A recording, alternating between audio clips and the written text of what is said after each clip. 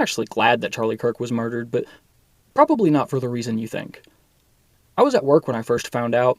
A fellow employee had wandered up to me, cell phone in hand, and asked, "Did you hear that Charlie Kirk just got assassinated?" And I, without even a moment's hesitation, responded, "Good! Fuck that Nazi white supremacist piece of shit!"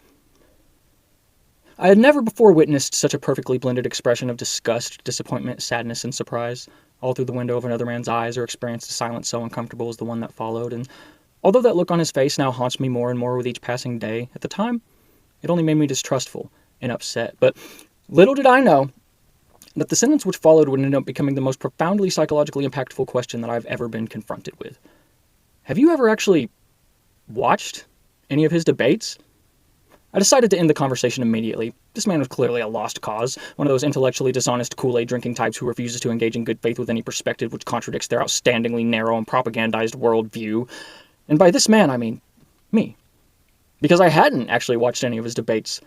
I was basing literally every single thing I believe about a human being with thousands of hours worth of publicly available recordings of himself openly expressing his opinions on a small handful of out-of-context clips that had been curated for me by algorithms and media organizations being funded by the political opposition. I foamed at the mouth, right along with the rest of those rabid and bloodthirsty dogs, gleefully mocking those who had been saddened by his death and downplaying the atrocity of it all by suggesting that political violence is just an unfortunate yet necessary step toward our coveted socialist revolution, that is, until I began to notice a common thread. The exact same comment being repeated ad nauseum in nearly every single online space. Have you ever actually watched any of his debates?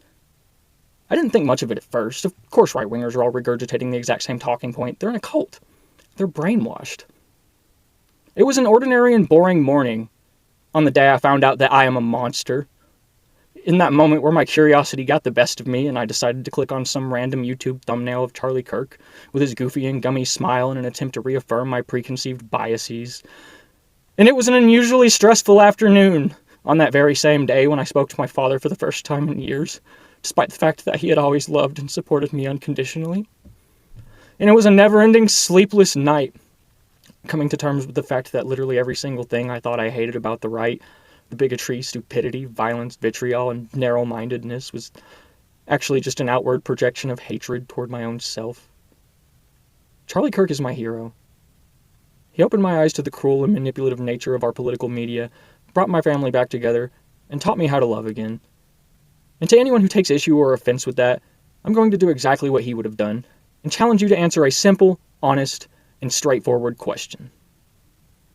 Have you ever actually watched any of his debates?